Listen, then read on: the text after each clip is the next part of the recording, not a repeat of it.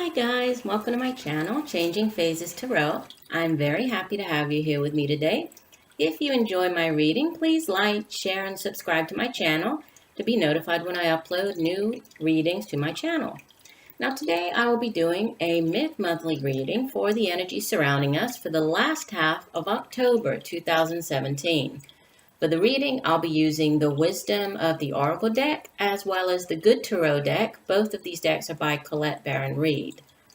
Now, it will be a general reading, but I will be focusing more on the areas of love and romance as well as finances. So I will pull 3 cards from the Tarot deck and 3 cards from the Oracle deck, and we'll pull any clarifiers if needed. For a more personalized reading that focuses specifically on you, please contact me at the email listed in the description box and the About section of this channel, changingphasestarot@gmail.com. You can also visit my website for information about readings that I offer and pricing. That is changingphasestarot.weebly.com. And you can also join me on Facebook. My Facebook page is Changing Phases Tarot Readings. Right, so let's get started with our mid-monthly tarot reading.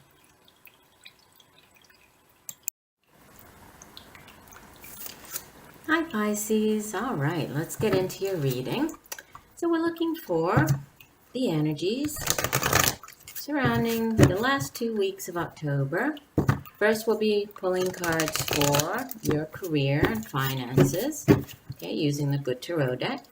So, Spirit, what does Pisces need to know for the last 2 weeks of October in the area of career and finances? Please show us the messages for Pisces for the last 2 weeks of October in the area of career and finances.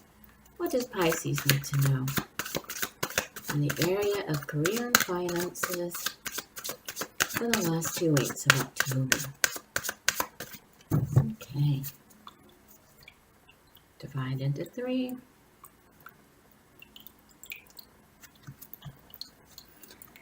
Okay, so our first card, we have the Ten of Earth. Okay, in the second position,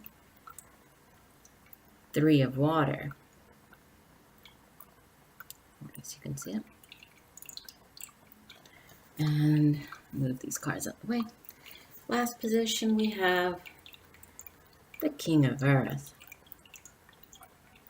Okay, and at the bottom of the deck, the overall energy for the reading. Wow. Major Arcana, the Emperor. Beautiful. Okay, we just pull the cards for the love and romance. So, Spirit, what does Pisces need to know in the area of love, romance, relationships for the last 2 weeks of October? Please show us the messages for Pisces. Oops, okay. For the last 2 weeks of October. What does Pisces need to know?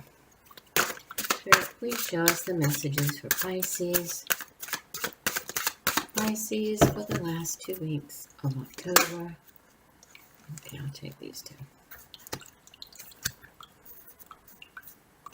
All right, so we have the first card is number 6. Not for you. And again, this is from the Wisdom of the Oracle deck. Okay, so not for you. Card number 33, Chaos and Conflict. And the last card, card number 7, To the Sea. I'm sorry for the glare.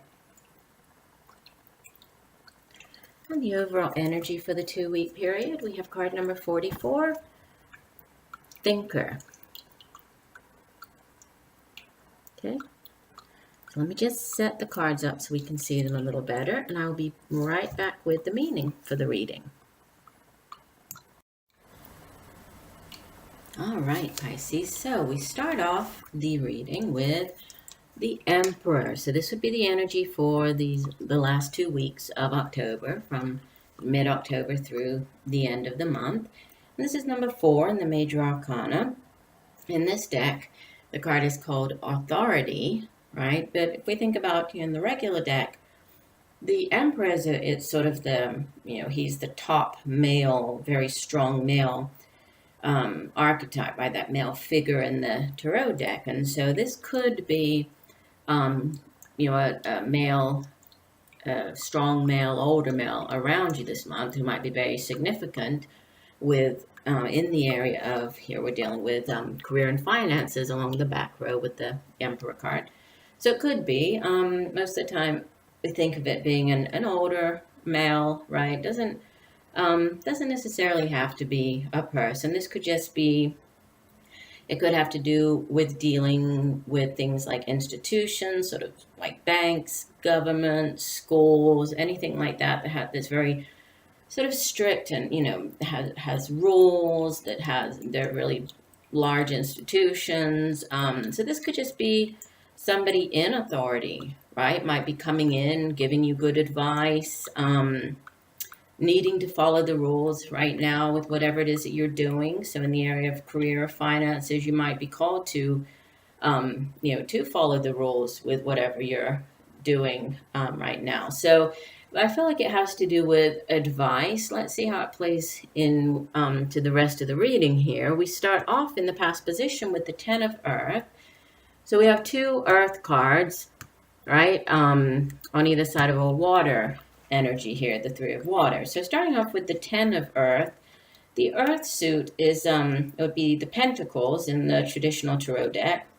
And we know that the Pentacle suit is all about the material realm, right? So it's generally associated with material wealth, manifestation in the world of in the material realm. This could be, as it's a 10 of Earth, we usually think of 10s as completions of cycles, right? If we think of like the 10 of Swords, that's usually the completion of like a negative cycle, a very difficult cycle, but there are new beginnings on the horizon. With the 10 of Earth, it's a little, it is also that. So it is sort of it could be the culmination, right? The completion, possibly, a new opportunity coming in after it. But more than that, it has to do with, abundance and everything that you've managed to build up over time. So a lot of times it's known as sort of, it's a card that deals with an inheritance, sort of inheritance money, or a lot of financial security.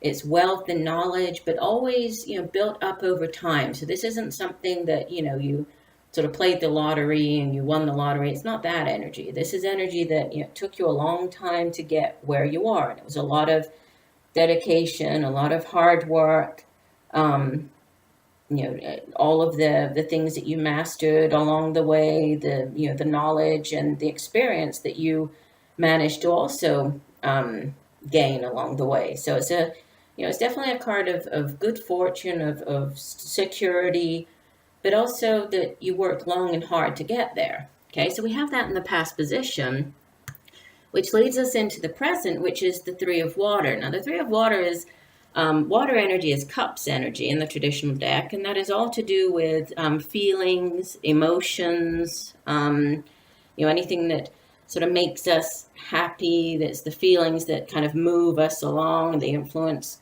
what we do, our behavior, our relationships. With the 3 of Water, generally this card is tied to celebrations, right? So getting together with other people, right? Sharing, just celebrating, enjoying time spent with other people, enjoying time with our friends and families, right?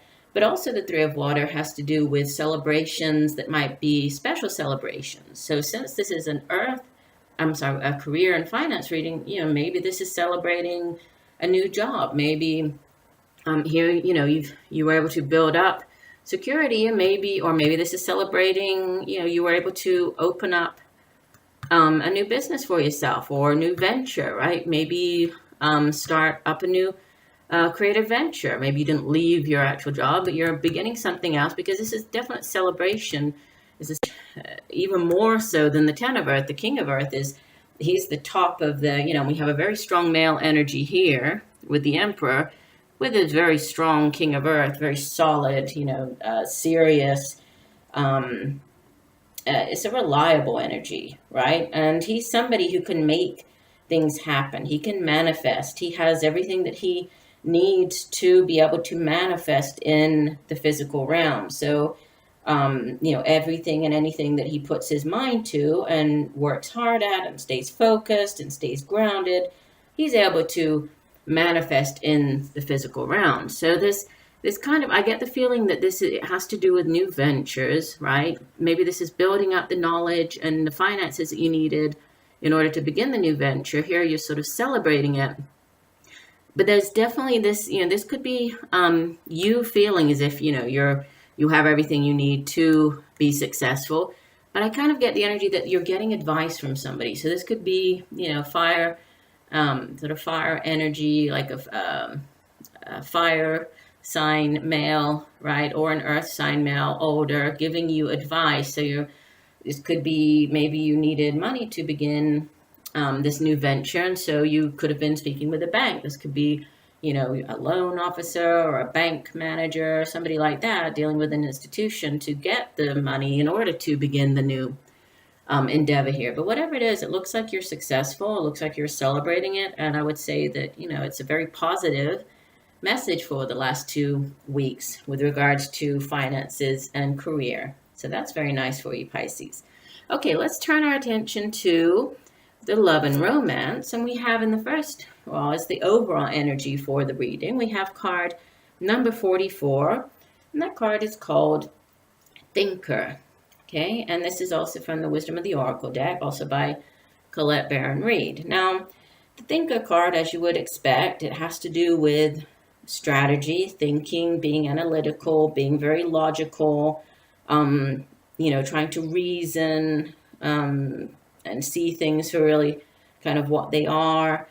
With regards to a relationship, I think it's more of a guidance, right? It tells you that, love isn't logical, right? If we try to think and try to make some type of sense out of love, you really can't, right? It's not a logical thing that you can break down into parts and, analyze like you could a regular or any other type of problem or situation, right? But it is important, when you're picking or thinking about, a significant other, a partner, it's important that you do have things in common with that person, right? So you could be weighing up the pros and cons of a partnership, and it's just more of it's kind of a cautionary card, right? It's cautioning you to see things as they are, right? If somebody is presenting themselves in a certain way, weigh that up. Is that somebody that you would really want to be with, or is it better for you to, sort of wait and realize that, no, we really don't have that much in common, it's kind of, don't force it, right? Analyze the situation as much as possible, since it is a relationship, but look at things and don't try to see things, in this sort of as a fantasy, right? It's not time to do that. It's more, look at the person for who they are and take a more practical, sort of analytical approach to maybe a new relationship. We'll see how that links in here with the rest of the cards. The first card we have, so this would be in, the past position, or what has, brought you here to where you are in the present, right? So where you have been in the past. We have card number 6, not for you. Now this card, I love the colors on it, and it's kind of hard to see, but the card has, it's a hand holding up a chessboard, and there's a fortune cookie in the middle of it with a little fortune coming out of it. And it's in front of a window, okay? And the card itself has to do with, a deep knowing that something is kind of being denied you, but also understanding that rejection is sometimes part of the universe's plan for you, right? This also reminds me a little bit of kind of like the Three of Swords card. Maybe something happens and at the time it's very painful. You might not understand why it happened to you that way. Maybe you felt that, oh, that situation was perfect for me, or that person was perfect for me, but for whatever reason, it didn't work out with them. Maybe there was somebody else involved, but, this card is just kind of saying, some relationships, they already begin kind of doomed, right? There's sort of an obvious end right from the beginning, right? You might see the red flags, but you might sort of ignore them. And this really, I think, ties in with this card here, because it's, sometimes you do try to force a relationship, right? It says, and it's just reminding you that when a relationship is not meant to be, it's really not possible to make it be. So just know that if it ends, if there was any type of rejection, or, if a relationship ended, it was divine. There was divine intervention there, right? Because that person was not for you. It was not the right relationship for you. And so it's kind of trusting in the fact that, sometimes we might not understand everything, but there is a reason for everything. There's a divine reason for everything. So this could have been something that happened in the past, right? Something that you had to deal with, some type of rejection or breakup, or something not working out, right? With a person, with a partner, which has led you to here, right? And the middle position we have, where you are in the present, card number 33, chaos and conflict. And this card, as you could kind of see there's a zebra, but it looks like the zebra is all just, falling away. They're like, it's breaking into pieces here. So there is a definite sense of, chaos, but it's asking you to sort of value, or at least acknowledge the worth of chaos before order. So sometimes things have to end, things have to break down. There has to be chaos before there can be calm, before things can work out, right? So again, it's really asking to trust, right? I think there's a big, I sense trust needed, right? You need to just trust in divine intervention here, because many times when we're dealing with a relationship with another person, it's sometimes maybe we forget to, we might lose a little bit of ourself, right? Our sense of self when we're in that relationship. We might lose sight of what's really important to us in the relationship. So it's a card that kind of is asking you to, to understand, to see that sometimes things do, kind of like the Tower card, where, the Tower card in the Tarot deck, it's that card that comes out of nowhere, right? You might not have seen it coming, whatever the situation was. And however painful it is, change is needed. And after the change, after this, the breakdown, something better comes along. And you have to end one thing for something better to come along. Which brings us to our last card, which is card number 7. And this card is called To the Sea. I love the colors on this card. It's so beautiful. It's really, it's kind of teal blue. It's beautiful. And this card, it speaks of returning to source, right? Being in flow, recognizing how things fit together, and sort of a natural pattern of events. And it just reminds us, when we're really true to ourselves, when we find that authentic version of ourselves, you feel very, you feel like you're really flowing along in life, right? When you make it through something like this and you come out the other end, and it's interesting because here, the zebra is kind of pointing in one direction, like towards the past. So it's this chaos and conflict related to the past here, but this person is heading off into the future. Okay. So when you're in the flow, it's a great feeling, right? And everything is very effortless. So sometimes we reach points in a relationship where, there is no kind of I'm trying to say there is no more flow, right? Things just aren't flowing at all in the relationship. So sometimes, we're asked to let go, right? Let go of that relationship, however painful it might be, to move on out to sea, to find that partnership that is really, more in tune with who you are as a person, right? So when you kind of let go, when you trust in the universe, when you let go and realize that, something better is coming, okay?